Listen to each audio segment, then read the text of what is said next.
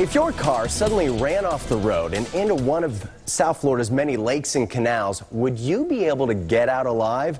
In this Local 10 Problem Solvers report, we look at a new device that could mean the difference between life and death.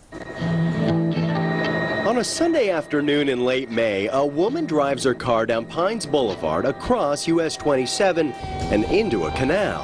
Stunned drivers pull over to help, but even rescue crews can't get her out in time. One witness told Local 10 that he dove into the water and struggled to pull the woman to safety, but he couldn't release her from her seatbelt. This simple device might have made all the difference. You can see it's small enough to be used as a keychain. You pull this off, that blade right there is used to cut your seatbelt, and this right here is a center punch, powerful enough to break out a window. MRE will go down, enter the car. Dive and technology experts from the Florida Keys Community College put the device called ResQme to the test.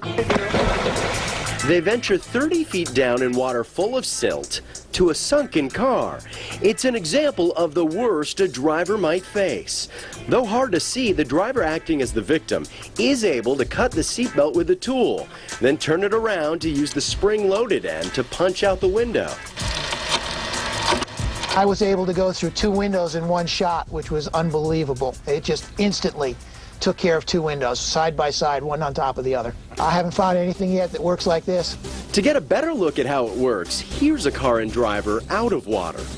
The driver snaps the device off his keychain, slices the seatbelt, then breaks the glass. The device appeared very, very effective in cutting that seatbelt, just like that. The ResQme device is already standard equipment for the Florida Highway Patrol. And now law enforcement officials say every day, drivers should also have this life-saving tool at their fingertips.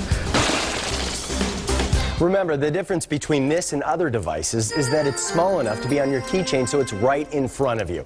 Now, it sells through auto parts stores, home improvement stores, and catalogs, and it'll only cost about $25. For a link to their website, just log on to our web channel, local10.com.